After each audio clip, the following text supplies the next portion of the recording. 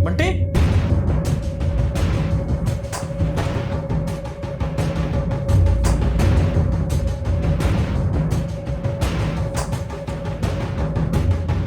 बंटी,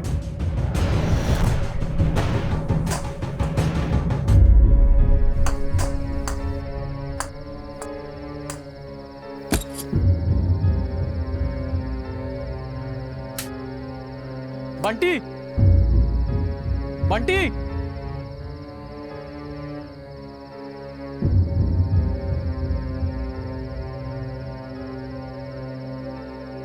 तेरी bat ball इससे छुपाई थी मैंने कि तू पढ़ाई करे, और तू अब घर में चोरी करने लगा है। ला बैट दे मुझे, बैट दे मुझे। मैंने कुछ नहीं चुराया। बंटी, झूठ मत बोलो, बैट दो मुझे।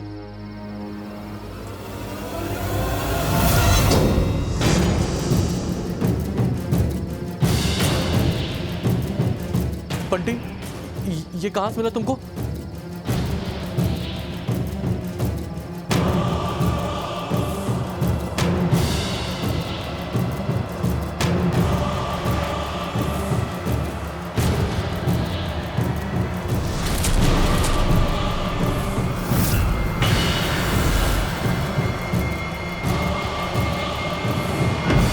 जुर्म भले ही जमीन में दफन क्यों न हो, एक न एक दिन कानून की नजर उस पर पड़ ही जाती है। आज की हमारी कहानी भी अतीत में दबी एक ऐसे ही जुर्म की है, जहां जमीन में गड़ी एक हड्डी ने जुर्म की ऐसी परतें खोली कि कानून से फरार एक खतरनाक मुजरिम की हैवानियत को दुनिया के सामने बेनकाब कर दिया।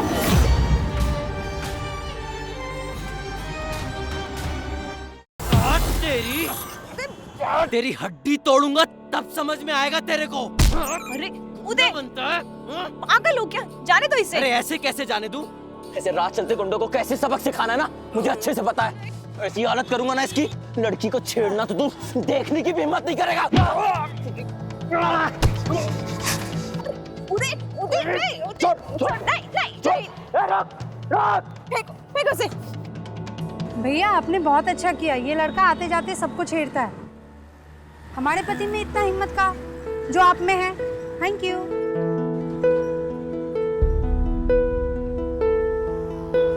चलो। लगी क्या? एक बात कहूं, मुझे लगता था तुम्हारी गर्मी सिर्फ औरतों पर निकलती है, पर आज देखा है क्या गर्मी थी बॉस। कुछ भी।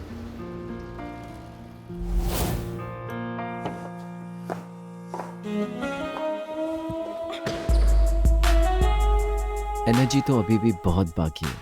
अच्छा, दिखाऊं? दिखाऊं?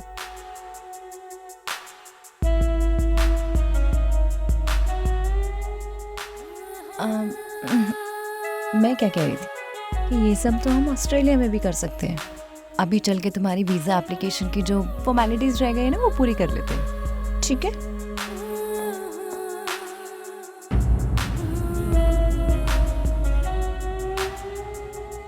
तुम्हारे लिए बस एक ही चीज इंपॉर्टेंट है ना, ऑस्ट्रेलिया, ऑस्ट्रेलिया, ऑस्ट्रेलिया। तुम इसीलिए मेरे साथ हो ना कि ऑस्ट्रेलिया जा सको। हर वक्त बस एक ही बात, वीजा कब बन रहा है, वीजा कब बन रहा है। पर हमारा एम्बेसी के बाहर मिलने से लेकर अब तक यही प्लान था ना कि हम लोग साथ में ऑस्ट्रेलिया जाएंगे, अपनी नई लाइफ स्टार्ट करेंगे एक साथ।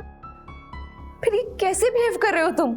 मैंने ना वीजा के लिए अप्लाई ही नहीं किया है, नहीं जा सकता मैं तुम्हारे साथ ऑस्ट्रेलिया।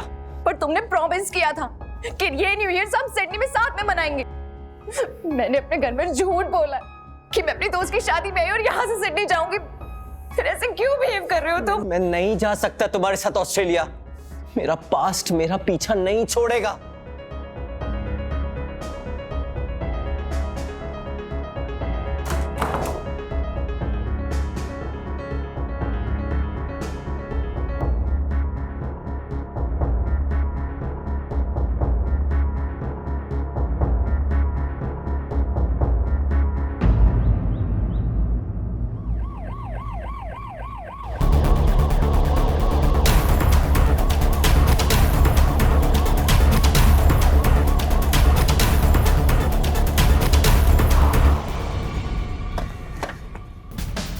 सर इस तरह, बेटा तुम अंदर जाओ।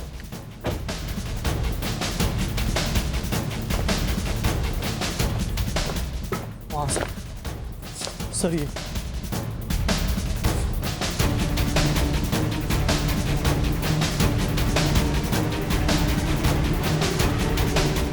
सर, रात को मेरे बेटे को ये हड्डियां मिली। सर हम डर गए थे जैसे जैसे रात गुजारी है। अगर ये हड्डियां रात को मिली तो इन्फॉर्म क्यों नहीं किया तभी? सर हम डरे हुए थे, हमारी कुछ समझ में नहीं आया। ये सारी जगह खुदवाओ और फॉरेंसिक को बुलाओ फास्ट। इस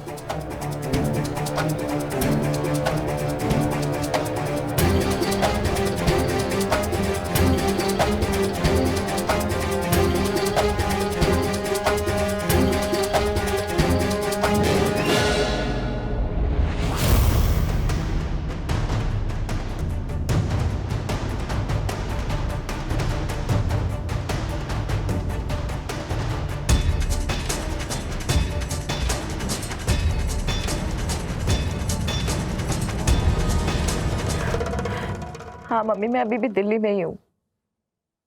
तो मैं क्या करूँ, फ्लाइट बार बार कैंसिल हो रही है। अब परसों की फ्लाइट है।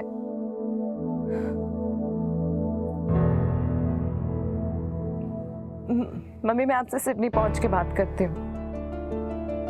बाय।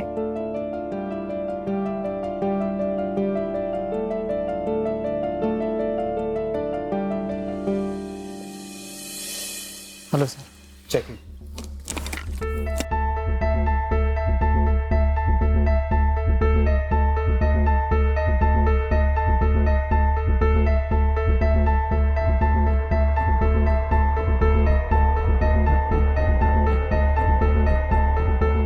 सर इसमें ये वाला कंकाल आदमी का है और ये वाला औरत है। सर आप देख रहे हैं औरत के कंकाल में किसी तरह का कोई इंजरी मार्क्स नहीं है और ये आदमी का जो कंकाल है सर उसका सर पूरी तरह से फुटा हुआ है। लगता है इसे कोई ठोस वस्तु से सिर फोड़ के मारा गया है।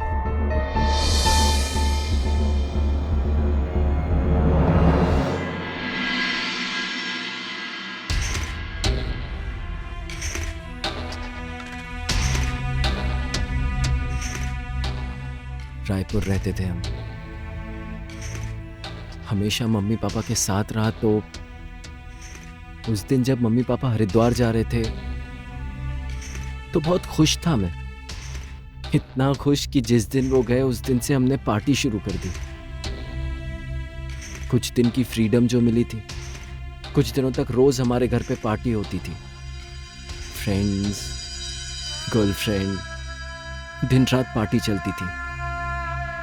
लेकिन जब 5 दिन बीत गए तब रियलाइज हुआ कि मम्मी पापा तो 3 दिन में वापस आने वाले थे, अब तक आए क्यों नहीं? 5 दिन के 7 दिन, 7 दिन के 15, लेकिन मम्मी पापा कभी लौटकर वापस नहीं आए। तो पुलिस ने क्या कहा? उनके जाने से मैं इतना खुश था कि मैंने कभी उनसे पूछा ही नहीं कि वो कहाँ किस लॉज में रुकने वाले हैं। पुलिस को बताने के लिए मेरे पास कुछ नहीं था, लेकिन मैं फिर भी पुलिस के पास गया। मैं हरिद्वार भी गया, लेकिन लोग कहने लगे कि मैं भी एक बुरा बेटा हूं जिसे दुखी होकर मेरे मम्मी पापा सन्यासी बनकर हिमालय चले गए होंगे। तो यही वो रीजन था जिसकी वजह से तुम इंडिया छोड़ के ऑस्ट्रेलिया शिफ्ट होना चाहते थे? सोचा तो यही था कि रायपुर छोड़ दूंगा तो सब कुछ पीछे छूट जाएगा। तो पता है, आज भी जब दरवाजे पे नॉक होता है ना तो लगता है जैसे मम्मी पापा आ गए।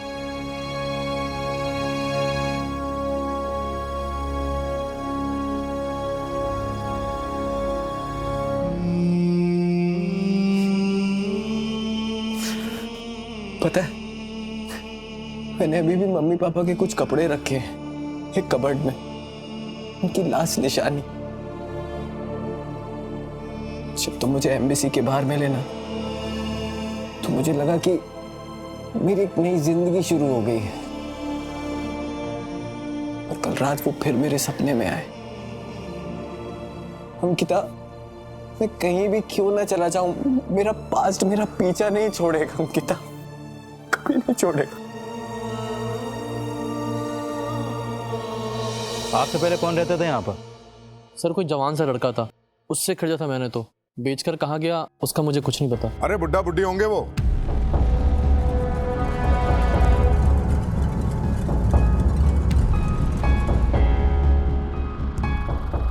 आप कौन? जी मैं इनका पड़ोसी, रतन नाम है मेरा, बिल्डर हूं मैं। सर वो उस लड़ाकू बुड्ढे का बेटा था। सुना है कि उसके माँ बाप हरिद्वार चले गए थे, उसके बाद वो मकान इनको बेचकर वो भी हरिद्वार चला गया था। सुनने से मतलब आपको बताया नहीं उन्होंने? अरे सर वो किसी से बात ही कहाँ करते थे, सिर्फ हमसे लड़ते रहते थे बस। मुझे तो उसके बेटे का नाम तक पता नहीं है, बात हो तब ना।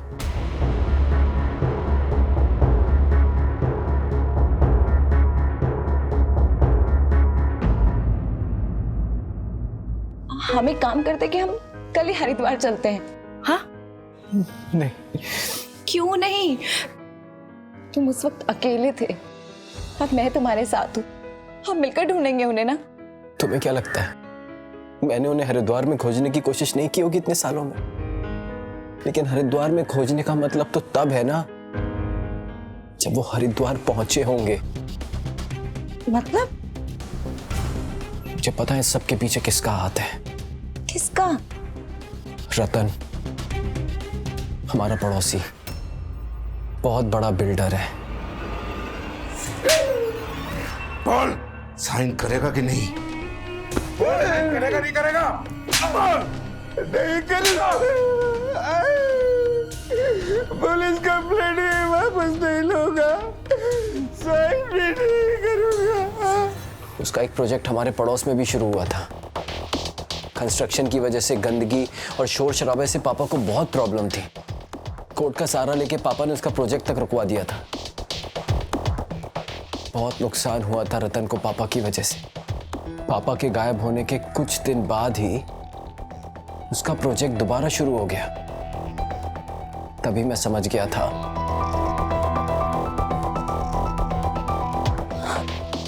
तो हम रतन के खिलाफ रिपोर्ट फाइल करते हैं ना, और उसके खिलाफ जो भी सबूत ढूंढने में मन बनेगा वो हम सब करेंगे। पिछले 6 सालों में वो कहां से कहां पहुंच गया अंकिता। मतलब मेरे मम्मी पापा जैसे कितने लोगों को उसने गायब किया होगा। इतने पावरफुल इंसान से कैसे लड़ सकते हैं हम, जिसने फेक डॉक्यूमेंट्स बना के मेरे घर की आधी जमीन तक हड़प ली।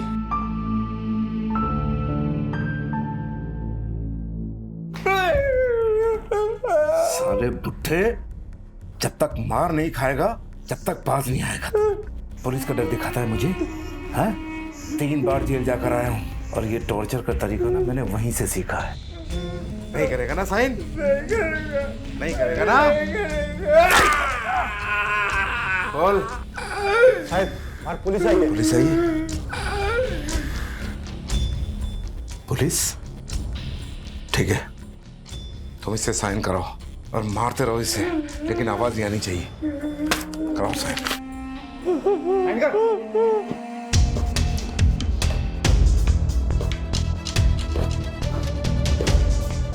अरे मोहन जी, कैसे आना हो बताइए। एक्चुअली रतन जी, आप इस मोहल्ले में काफ़ी पुराने हैं, इसलिए सर ने कहा कि एक बार आपको बोल के रख दूं। आपके पड़ोसी के बारे में अगर कुछ भी इंफॉर्मेशन हो या आपको कुछ भी याद आए तो हमें ज़रूर बताइएगा। जी मैं बिल्कुल बताऊंगा। आप बैठिए ना, चाय लीजिए। अरे नहीं नहीं, बस।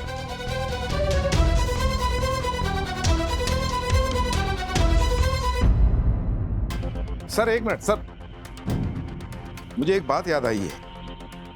सर माँ बाप के साथ तो मेरा झगड़ा होता ही था क्योंकि मैं बिल्डर हूं, लेकिन अभी कुछ दिन पहले मेरे सामने एक बात आई है। सर ये जो घर था ना बुड्ढा बुड्ढी का, जो वो बेच कर गए हैं, ये उसके नाम में था ही नहीं। सर एक्चुअली घर उसकी माँ के नाम में था जो लापता है, तो फिर वो घर कैसे बेच सकता है? इंस्पेक्टर साहब, अब हमें क्या समझ इन कानूनी बातों की। हमें तो उस एजेंट ने जहां साइन करने बोला हमने किया और पेमेंट करके ये घर खरीद लिया। कागज दिखाओ करके। सर वो तो बैंक में है ना, लोन लिया हुआ है। तो इसकी कॉपी तो होगी? हाँ सर वो है, लाओ।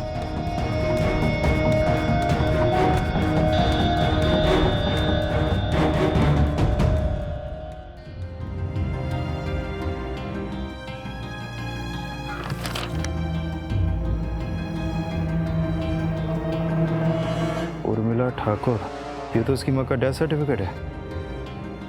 अगर डेड बॉडी आज मिली है तो ये सर्टिफिकेट कहाँ से आया? मोहन, इस उदय का पता लगाना पड़ेगा। जिस कॉलेज में वो पढ़ता था उधर जाके पता करो, शायद उसका कोई दोस्त मिले।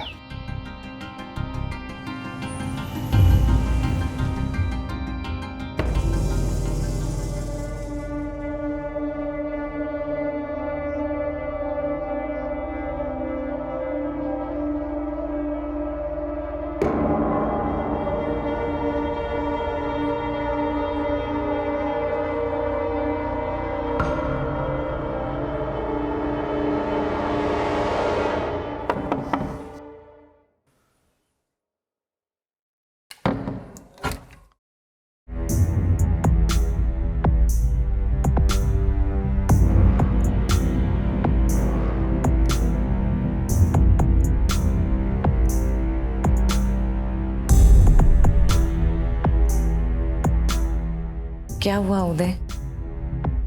मुझे जानना है कि मेरे मम्मी पापा के साथ क्या हुआ था।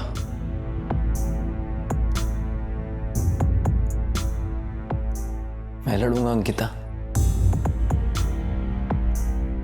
तुमसे मुझे बहुत हिम्मत मिली है। हम कल ही रायपुर के लिए निकलेंगे। सच?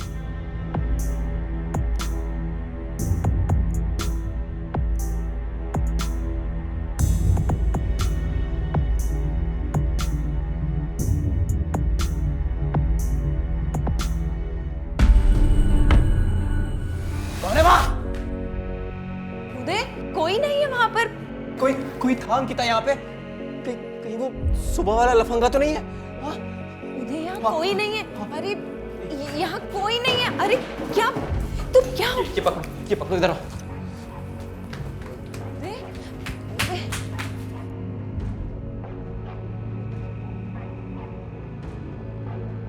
उदय, मैंने कहा था ना बाहर कोई नहीं है। तुम खामखा परेशान हो रहे हो। अरे लेकिन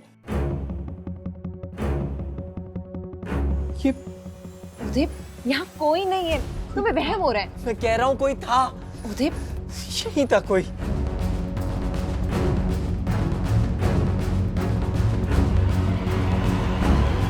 ये देखो किसी के पैरों के निशान खिड़की तक गए। ये देखो, मैंने कहा था ना कोई है, कहा था ना।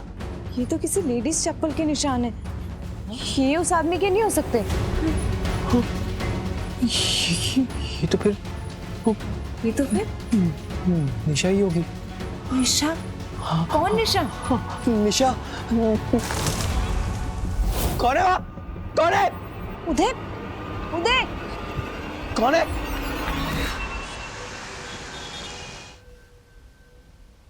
ये क्या तरीका है सर? इतनी लेट नाइट को आप पुलिस स्टेशन में बुलाए मुझे? बैठो।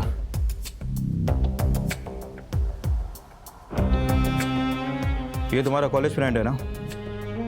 ये तो उदय है, निशा की गर्लफ्रेंड। उदय गर्लफ्रेंड? मतलब बॉयफ्रेंड ही था सर, लेकिन हम लोग उसे निशा की गर्लफ्रेंड कहकर चिढ़ाते थे। वो क्या है ना सर, इनके रिलेशनशिप में निशा बहुत स्ट्रांग गर्ल थी और ये उदय एक नंबर का दब्बू। निशा उदय के लिए सर किसी से भी लड़ जाती थी। एकदम दबंग गर्ल थी वो। निशा तुम रुको। निशा मेरी बात। नहीं निशा नहीं उसको लग जाएगी। निशा लग जाएगी उसको। निशा नो। अगली बार किसी के खबरे से पहले ना ध्यान रखना। और ये उदय कहाँ मिलेगा? वो तो पता नहीं सर, सुना था उसके माँ बाप के साथ कुछ हुआ था, उसके बाद से वो मेरे कांटेक्ट में नहीं है। लेकिन हाँ सर, जहाँ निशा होगी वहाँ उदय को जरूर होना चाहिए। दोनों के बीच में प्यार बहुत था सर। तो ये निशा कहाँ मिलेगी अभी? वो तो सलोनी बता सकती है। अरे अब ये सलोनी कौन है? मेरी वाइफ है सर, और निशा की बहुत अच्छी दोस्त है।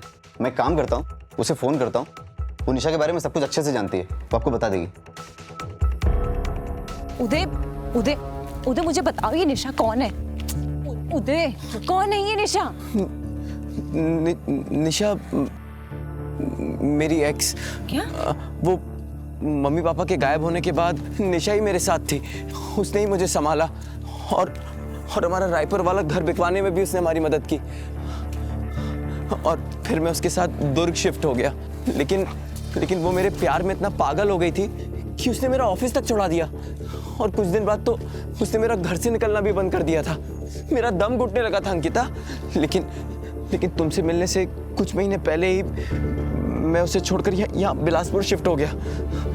सच। हाँ? ये निशा ही है, पक्का निशा ही है। तुम यहीं रुकना, मैं देख के आता हूँ। उदय,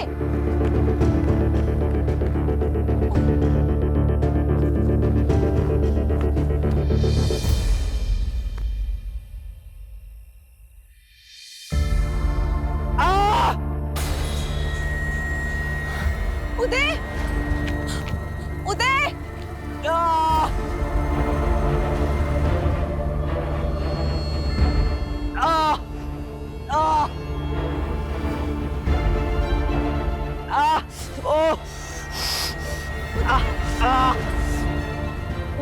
उदय, उदय, ये देखो, ये उदय, क्या हुआ? निशा, निशा, मैंने कहा था ना, निशा यही है। चाकू से मारो सर और भाग गए। ये जगह हमारे लिए सेफ नहीं है अंकिता, बिल्कुल सेफ नहीं है। चलो चलो यहाँ से चलते। अंकिता चलो। नहीं नहीं, चलो चलो। हाँ जल्दी आओ, जल्दी आओ।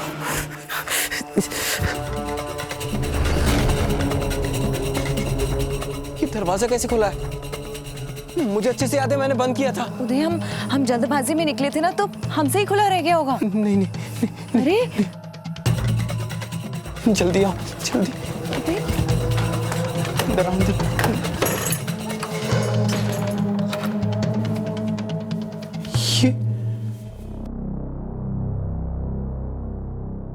ये सब क्या है?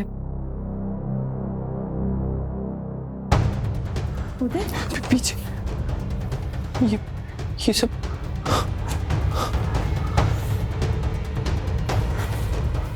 कुछ तो है, कुछ तो है। ये मम्मी पापा के कपड़े। कुछ नहीं होगा।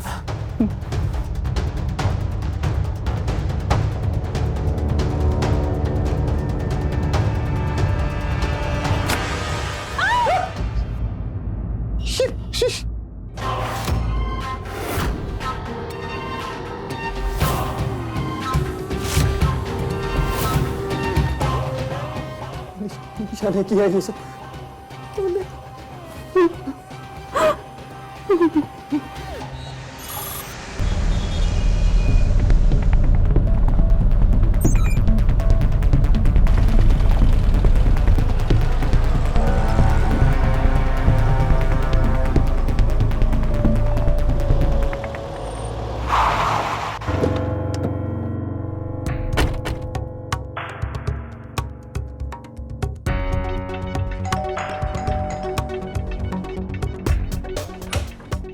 जी बोलिए। इंस्पेक्टर राजदीप सिंह, रायपुर पुलिस से। निशा आपकी बेटी है? कौन निशा? मेरी कोई बेटी नहीं है, मर चुकी है वो मेरे लिए। नहीं मानता मैं उसे अपनी बेटी। क्या कोई बेटी अपने बाप पर हाथ उठाएगी, वो भी उस छोटी बिरादरी वाले लड़के उदय के पीछे? ये 18 से 20 साल की उम्र बड़ी पेचीदा होती है। ये वो उम्र होती है जब लोग माँ बाप के नियम कायदे कानून की बंदिशों से छुटकारा पाना चाहते हैं, लेकिन ये भूल जाते हैं कि ये बंदिशें एक कवच की तरह होती है। ऐसा कवच जो दुनिया की बुराइयों से उनको बचा के रखता है। जब जब भी ये कवच टूटता है, अक्सर लोगों के बहके कदम जुर्म की तरफ बढ़ते हैं। आज के केस की पेचीदगी भी यही थी। क्या उदय वही था जो अंकिता को दिखा रहा था, या उसके चेहरे के पीछे का राज कुछ और था?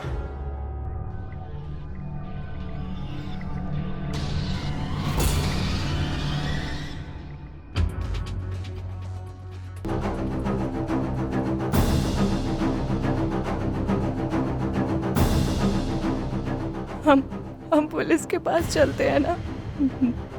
ये सब मेरे को बहुत डर लग रहा है। हम रतन के बारे में बाद में सोचेंगे, अभी इसका कुछ करते हैं ना। जरूरी तो नहीं कि रतन ने वो सब किया हो। मतलब? क्योंकि जब तक निशा मेरे साथ थी, उसका मेरे दिमाग पर भी कंट्रोल था। वो जैसा चाहती थी मैं वैसा सोचता था। लेकिन तुमसे मिलने के बाद और ये जो कुछ भी हुआ, मुझे सब समझ में आ रहा है। उस दिन जब मेरे मम्मी पापा हरिद्वार जा रहे थे तो निशा ही उन्हें स्टेशन छोड़ने गई थी। और खास बात तो यह है कि ना तो मेरे मम्मी पापा को निशा पसंद थी और ना ही उसे मेरे मम्मी पापा। अंकिता, ये सब निशा ने ही किया है। मेरी मम्मी की साड़ी के साथ ऐसा सिर्फ वो ही कर सकती है। मैं सच कह रहा हूँ, ये सब ना निशा ने ही किया है। बिट्टू, मुझे बहुत डर लग रहा है, बहुत ज्यादा।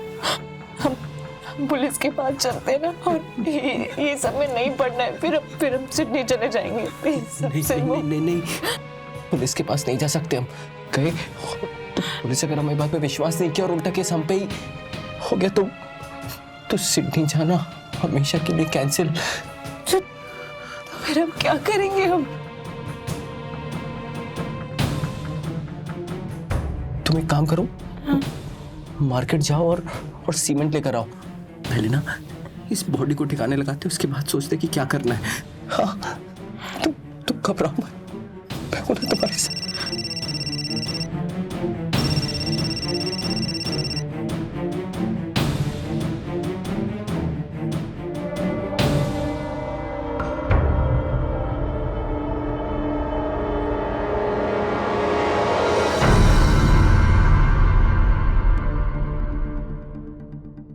आपकी बेटी पर डबल मर्डर का चार्ज लगने वाला है, और अगर आपने अभी कुछ नहीं बताया उसके बारे में तो हमें आप पर भी केस लगाना पड़ेगा, एक खूनी की मदद करने के लिए। मेरी बेटी ने कुछ नहीं किया है, वो निर्दोष है। मेरी बात होती है उससे मैसेज पर, वो उसी लड़के के साथ है, दुर्ग में, उदय के साथ। तुम बात करती थी सुमन उससे, और तुमने मुझे आज तक बताया तक नहीं। कैसे बताती? अब जान ले लेते मेरी बच्ची की। अक्ल है तुम्हें? आप शांत रहिए। परसों रात को मैसेज आया था उसका, उसने कुछ नहीं किया। इनसे नंबर लो। नंबर दीजिए। 84।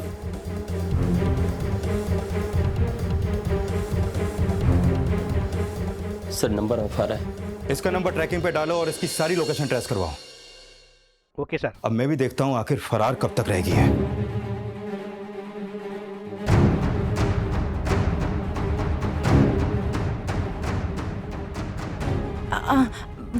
वो सीमेंट चाहिए मुझे।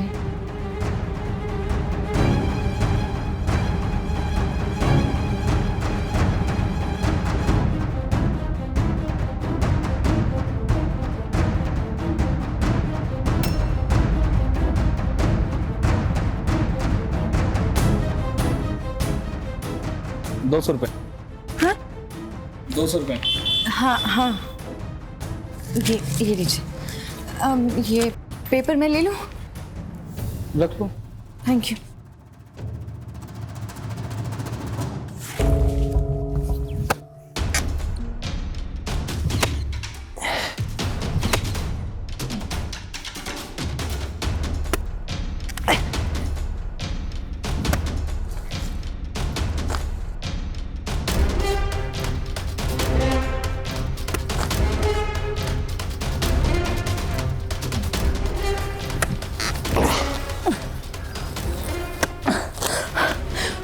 उदय,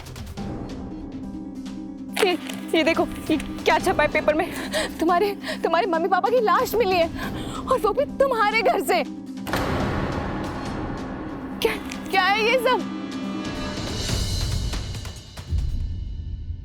उस टाइम पे सीमेंट नहीं मिली थी ना? क्या? अब तक तो पुलिस निशा के घर भी पहुंच गई होगी, तभी निशा की मम्मी ने कल मुझे रिप्लाई नहीं किया।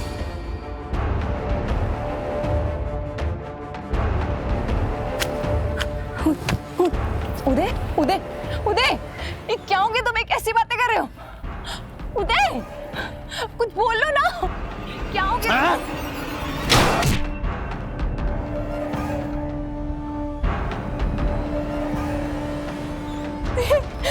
ये क्या कर रहे हो तुम? सब मुझे परेशान करते, तुम भी मुझे परेशान करने लगी हो, बिल्कुल मम्मी पापा की तरह।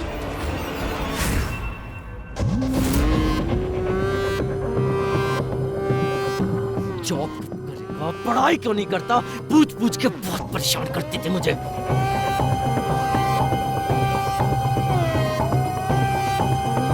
पर माँ को मारकर मुझे दुख हुआ था। शायद वो आखिरी बार मुझे दुख हुआ था, फिर कभी नहीं हुआ।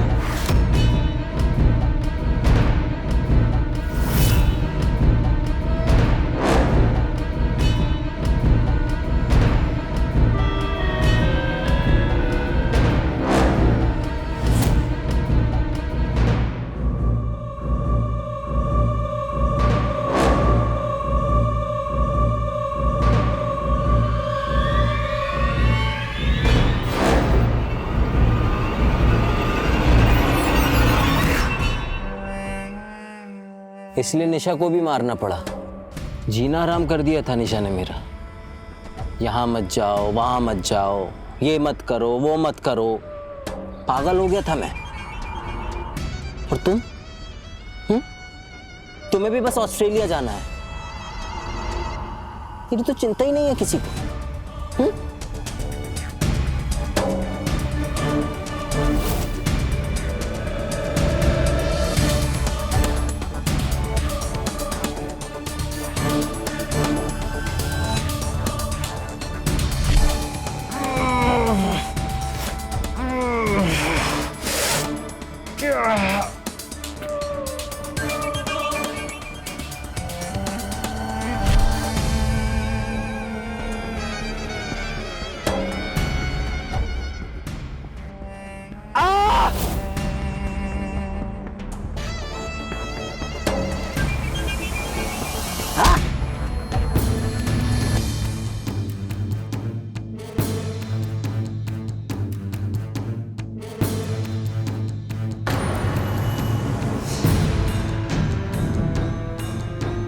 सर, अभी भी हमारी दुर्ग पुलिस से बात हुई।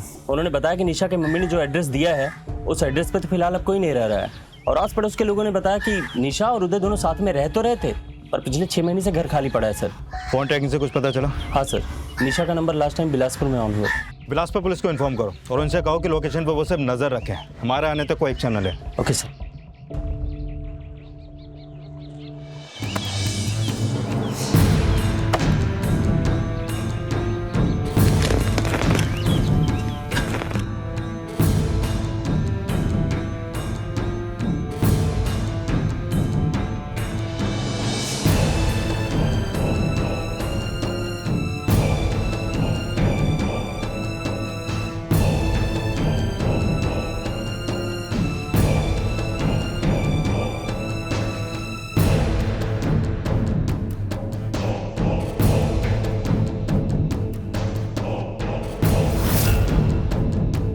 यही तो सबसे बड़ा सवाल है, आखिर भरोसा किस पर करें? हम जिनसे प्यार करते हैं, दिल करता है कि उनकी हर बात पर विश्वास करें। अंकिता के इसी भरोसे का फायदा उदय ने उठाया। एक ऐसा इंसान जो अपने ही माँ बाप को मारकर फरार है, उसका बैकग्राउंड चेक किए बिना उस पर भरोसा करने की गलती ही अंकिता की मौत का कारण बन गई। ओके सर, बिलासपुर पुलिस का कहना है कि आस पड़ोस के लोगों ने उदय को निशा के साथ उस घर में नहीं देखा। वो किसी और लड़की के साथ रह रहा है।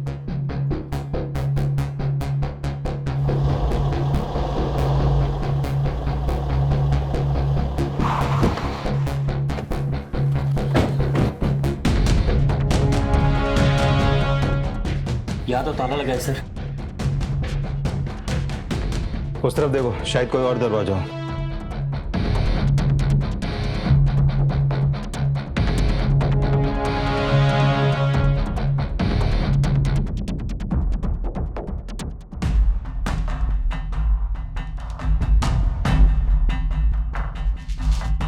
सर, इस घर में एक ही डोर है जिसमें ताला लगा है।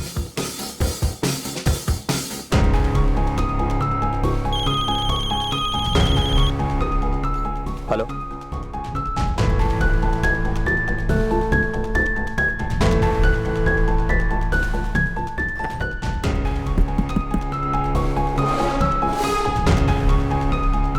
ओके, बैठा के रखो इसे। सर, उदय तो पुलिस स्टेशन आ गया है। क्या? हाँ सर।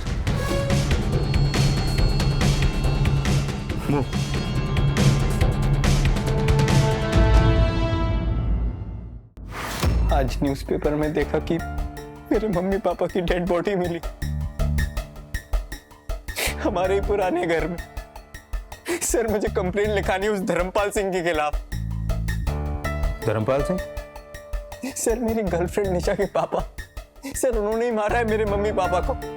सर, उन्हें मेरी कास्ट से प्रॉब्लम थी। सर, निशा बोलती है कि समाज में अपनी इज्जत बचाने के लिए किसी को भी जान से मार सकते हैं। सर, उनके डर से अपने मम्मी पापा के गायब होने के बाद मैं और निशा दुर्ग शिफ्ट हो गए, लेकिन उसके गुंडों ने हमें वहां भी ढूंढ लिया, इसलिए मैं दुर्ग छोड़कर भागना पड़ा। सर, मेरा यकीन कीजिए, मेरे मम्मी पापा का ये हाल धर्मपाल सिंह के सिवा और कोई नहीं कर सकता। निशा कहाँ है? मेरे साथ ही है सर। लेकिन आस पड़ोस के लोग तो कह रहे हैं कि तुम यहाँ किसी और लड़की के साथ रह रहे थे। अंकिता, निशा की दोस्त। सर, हमें लगा कि धर्मपाल के गुंडे मुझे किसी और लड़की के साथ देखेंगे तो उन्हें लगेगा कि मेरे और निशा के बीच में कोई रिश्ता नहीं है और वो हमारा पीछा छोड़ देंगे सर। ये दोनों लड़कियां कहाँ हैं अभी? नहीं, वो नहीं बता सकता सर मैं आपको। धर्मपाल सिंह किसी को भी खरीद सकता है। नहीं सर, मैं रिस्क नहीं ले सकता। क्या पता उसने आपको भी। नहीं सर, मैं नहीं बता सकता, सॉरी। देखो उदय, अगर निशा के पिताजी के खिलाफ तुम्हें कंप्लेंट लिखवानी है तो हमें निशा के स्टेटमेंट की जरूरत पड़ेगी। उसके बाद ही हम तुम्हारी कुछ मदद कर पाएंगे। हमारा विश्वास करो, अगर धर्मपाल ने वाकई में कुछ गलत किया है तो उसे उसकी जगह तक जरूर पहुंचाएंगे। बस तुम इतना बता दो कि वो दोनों लड़कियां अभी हैं कहाँ? दोनों तो अब तक स्टेट बॉर्डर क्रॉस कर गई होंगी। फोन करो। कोई मतलब नहीं है। मैंने उन्हें मना किया था कि अपने साथ फोन लेकर ना जाए ताकि कोई उन्हें ट्रेस ना कर ले, पर मैंने उन्हें कहा था कि स्टेट बॉर्डर क्रॉस करके मेरा एक जगह पर वेट करे। सर, वो लोग मेरा वेट कर रही होंगी, लेकिन अभी आप सबको देखेंगी, पुलिस को देखेंगी तो भाग जाएंगी। एक गाड़ी अरेंज करवाइए, फास्ट। Yes sir. और मोहन, तुम भी इनके साथ जाओ। ओके सर, चलो।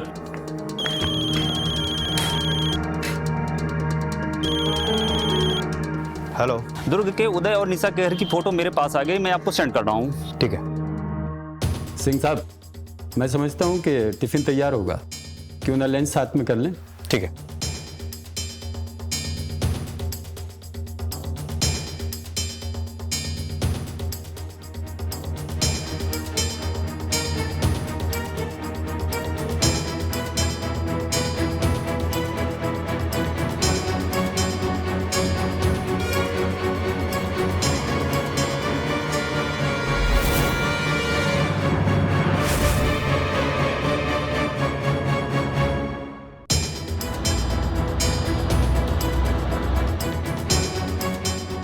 खोदो, वहां से खोदो।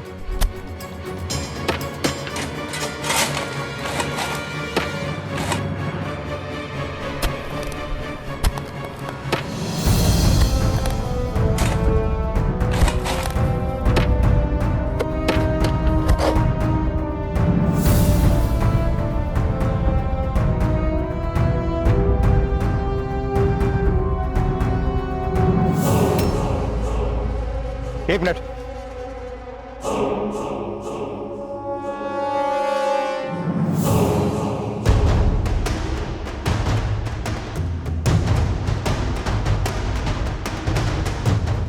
मोहन, उदय को जाने मत देना, वो झूठ बोल रहा है। सॉरी सर, वो तो भाग गया। व्हाट? सर बहुत जोर जोर से रो रहा था, पेशाब करने जा रहा हूँ बोल के फिर वापस आया ही नहीं। शिट। सर इस वक्त हम एमपी के एरिया में खड़े हैं।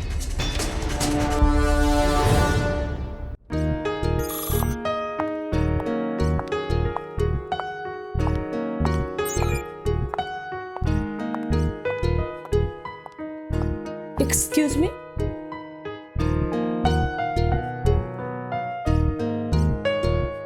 Ravi? Yes, Ragini, right? Yeah, Please have a seat. thank you. So, Ragini, what would you like to have? No, it's okay. Okay, then tell me.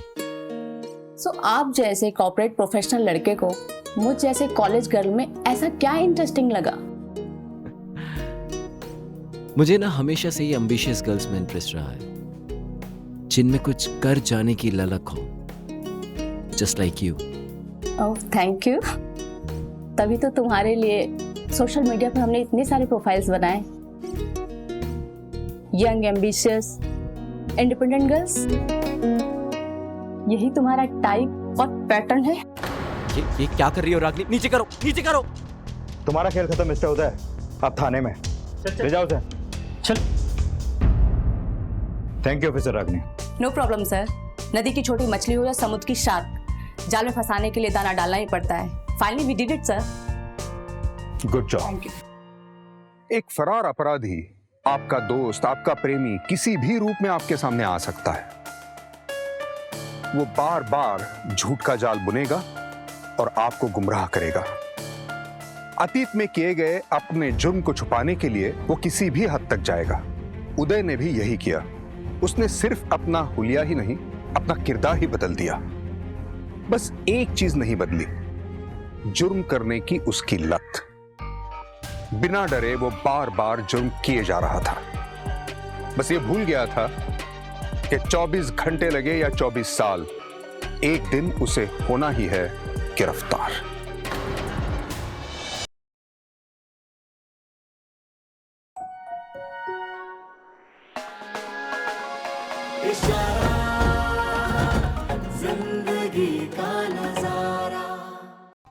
Like, share, subscribe and click on the bell icon to never miss an update from Ishara.